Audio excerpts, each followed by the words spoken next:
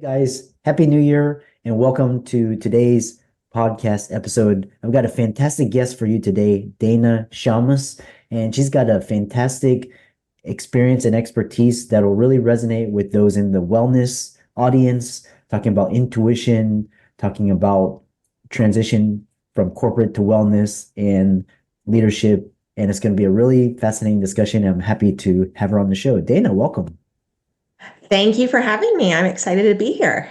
Yeah, I'm a overarching theme guy, so I love to delve into themes and topics for each discussion. So kind of set the stage and talk about your experience and how you transition into doing what you're doing today. That's a really overarching big question. So I always say that I've had many lives in one. Lots of people envision this transition from corporate into wellness or passion business as this kind of linear line that has direction. And that was just never my experience. I've never in a million years would I have guessed that this is where I would have ended up or landed. And yet I'm now in a place where I'm utilizing all of my skills together, and it's really fun and exciting. But really, it was, a step-by-step process of following different things. I started off in investment banking and business. I did international development, which I was super passionate about, but really found that I wanted to learn more. And so I went to business school for social entrepreneurship. So taking kind of all those good things and how you move business forward in a different kind of way. And, as life would have it, I ended up in Houston to be with my family and kind of have a slower pace of life. And the universe just put me in a place where I was back in teaching yoga, back in the wellness space. And I had a client who was like, you need to do this all the time. More people need you. And so she really encouraged me to open my own business. And so I ended up opening a small wellness boutique that let me do kind of all the things that I was really good at and delve deeper into all of those things. So it's in that space that I did therapeutic yoga, I did breath work, I did meditation, sound healing, and kind of found more and more tools, more and more practices. And what I found was that all my clients were professionals. So all my clients were entrepreneurs, they were CEOs, CFOs, they were lawyers, they were doctors, they were people with advanced degrees. And so what they were coming to me for was, wellness and therapeutic yoga, but also this deeper understanding and deeper connection and really coaching. Like, how do we move from this place of survival into this place of thriving? And how do we get the more in life that we can experience? And what I found is that was really tapping into the intuition, right? How do you teach everybody to connect to their higher selves, really understand their energy, own their energy? Because at the end of the day, burnout, feeling pulled in a million different directions, not achieving your goals. Essentially, that's you giving away your energy. And whether that be to other people, whether that be to things, whether that be to negative thought patterns, it's all taking you out of your energy and your power. And so now I really bring that all together in my coaching practice and all my offerings. And have really refined all the tools that I use to support people in that process. That's an amazing story. And the older I get, the more I realize that, tuning into your body and just listening to your body and kind of shutting everything out, which brings us to this idea of intuition in the workplace. And so, our world is very chaotic, and how can we use intuition as a powerful asset in professional environment for leaders, decision makers? I'm curious to hear your thoughts. So what's really interesting is that even from a young age, I saw that the leaders around me actually really used their intuition. And anybody who's been on a trading floor has seen people use their intuition 100 times over. And it's not that, like, yes, we use the analytics. Yes, we use the data. Yes, we use the information. But Like what gives you the edge? What moves you over? What leads you to that next level of success or next new idea or next big thing is really your intuition, right? It's your passion. It's what you know and you can feel and you can put together is gonna be what happens, is gonna be what people want, right? If you're always looking backwards, you're never gonna find the new innovative thing, right? And so the only way that you're going to find that is by tapping into your intuition. Mm. So what's been really fun for me is over the past several years, the clients that I've worked with, they now get the feedback in their year-end reviews that their intuition is one of their greatest assets to their team, to their company, and their superiors are like, yeah, you need to use that more. You need to refine that more. We want more of your intuition because you're always on target. Like when you tap into your intuition and you're like, this is, like I know people are worried about this over here, but this thing, this is where we need to go. That's so fun and so fun to see. But it's really this process of people, leaders, learning to tune into what they know is important and what their truth is and what their intuition tells them.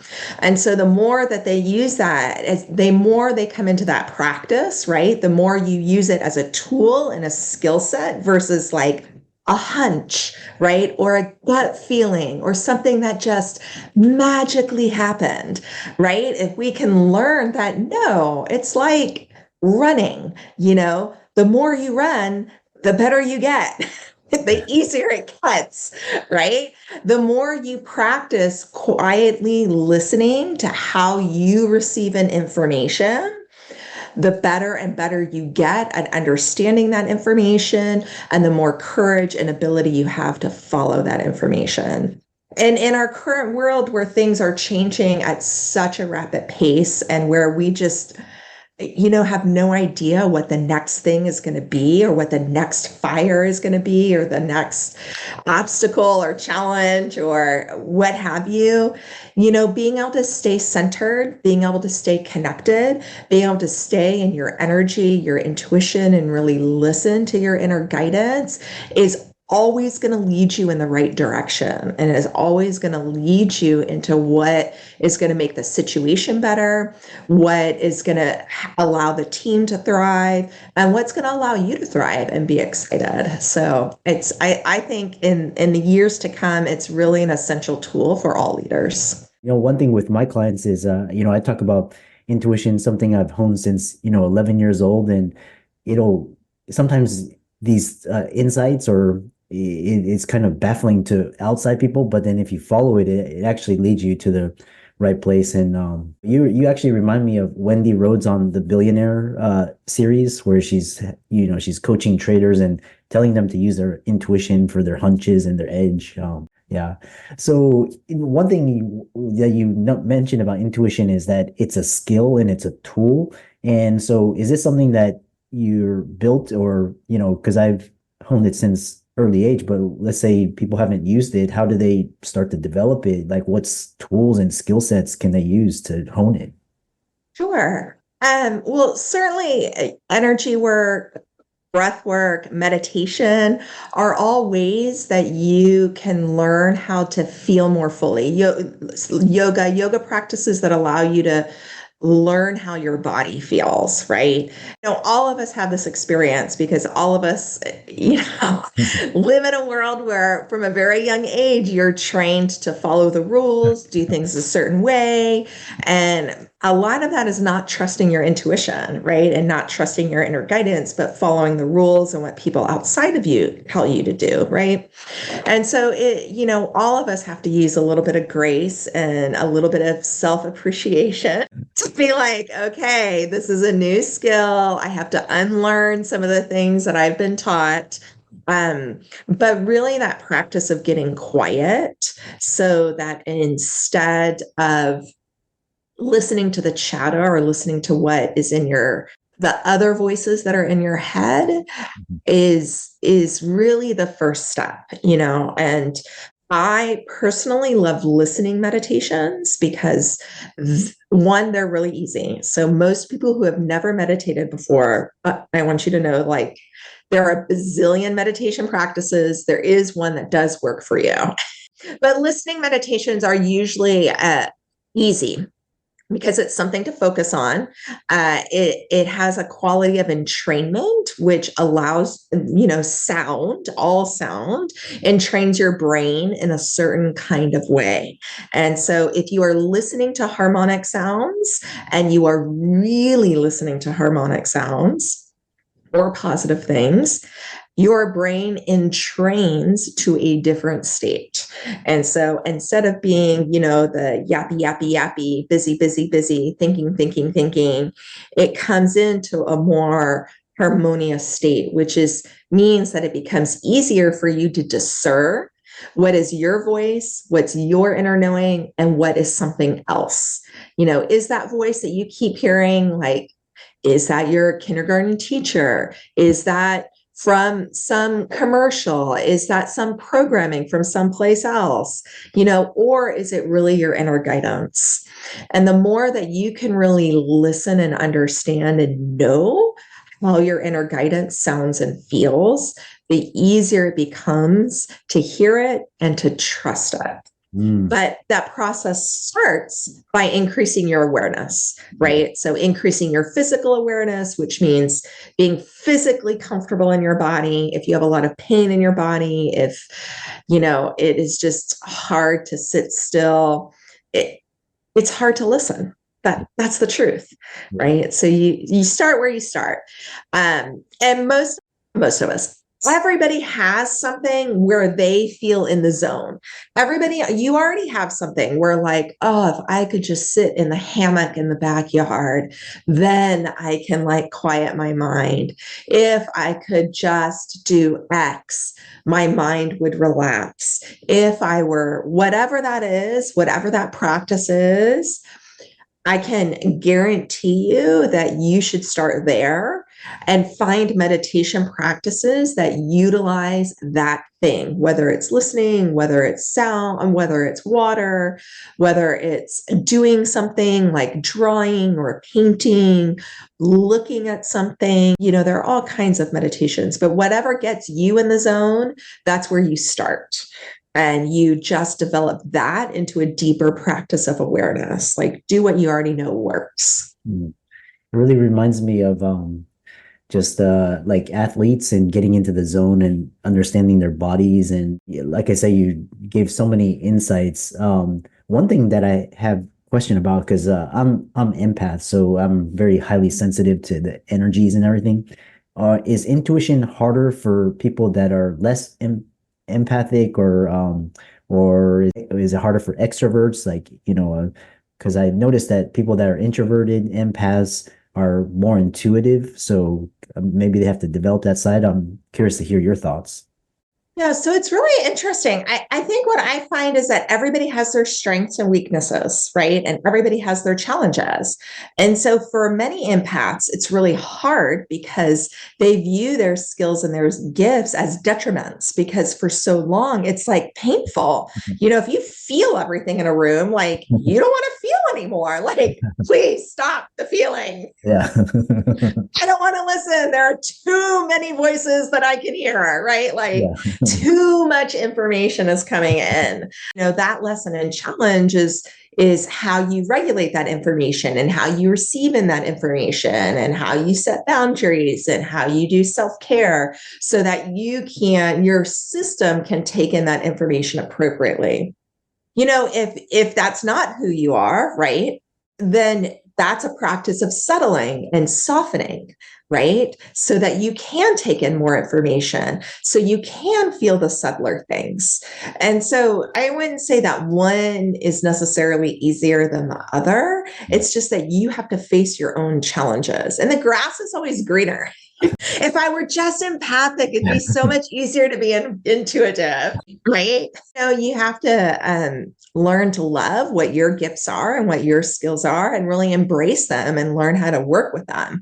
That's the biggest challenge, whatever that is. Like I said, intuition, we could have a whole webinar on that.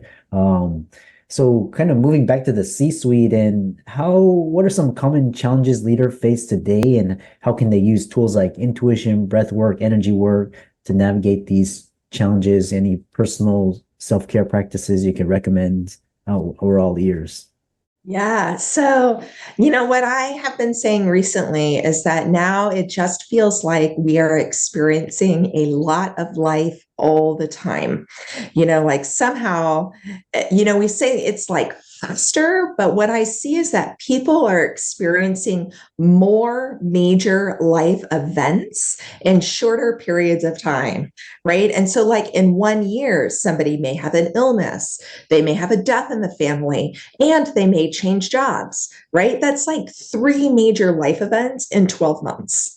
And that's just a lot of life, right? Yeah. And business leaders, so if you're managing people during this time, right, you are faced with a lot of people experiencing a lot of life, right? And you are experiencing a lot of life. And in the business world, that may mean like more challenges in the business environment, which I think every single person is dealing with now, right? There are significant changes. There are different cultures and generations coming together that have different expectations and needs. And it is a lot of life, right? Like that's a lot of energy all at once. And so, my biggest suggestion is to make sure that you take time every day. Like in our current environment, I really do believe this is a daily practice to allow your system to process that energy.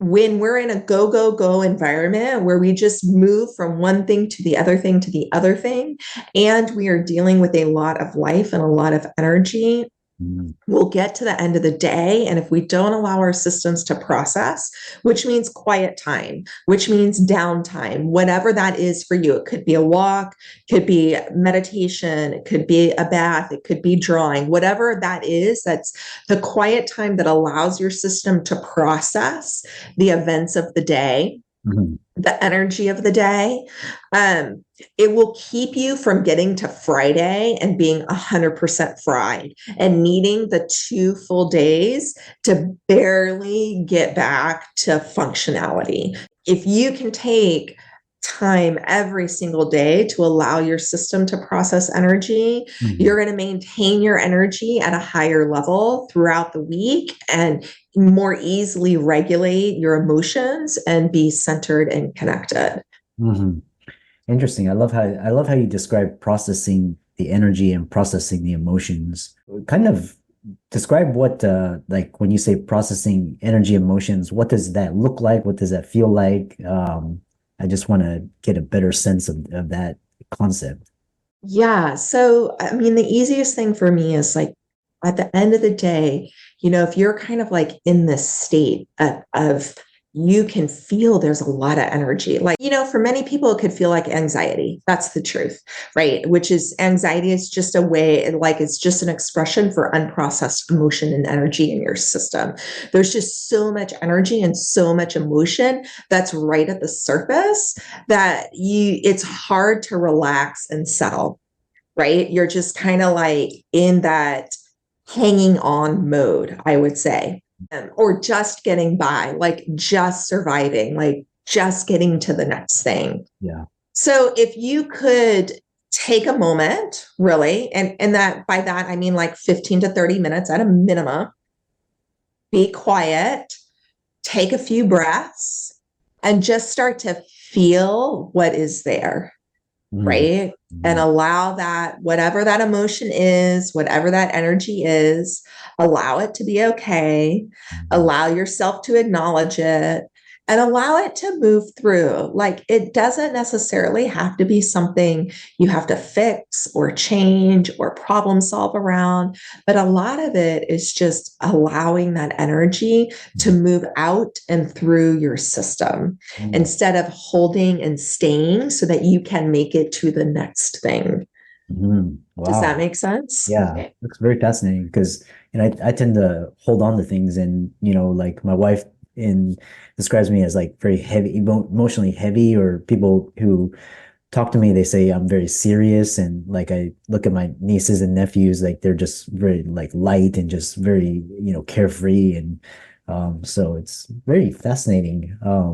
So kind of rounded out vision change for 2024. How do you perceive this wave of change affecting workplace and the role that intuitive practice and emotional intelligence is evolving in this landscape? Yeah, I just think it's so important. There are going to be a lot of changes in 2024. We all know it. We don't know what they're going to be, but everybody can feel it, right? There's this anticipation of like, where are we going to be in 12 months? Like, it's going to be totally different.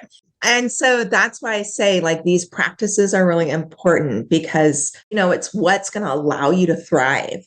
When we're in a place with this much change, you can get swept up into the change and kind of holding on to the past and in the middle of the chaos or the whirlwind, right? Which is, that's really not a pleasant place to be, and really doesn't allow you to thrive. And so, the practices that bring you back to center, that connection to your knowing, right? Like you don't have to rely on the changes around you because your inner knowing is going to guide you to the next best step, no matter, who is president or no matter, how trade is going. Like you're going to be able to find a next step that allows you to thrive, allows your business to thrive, and allows your team to thrive.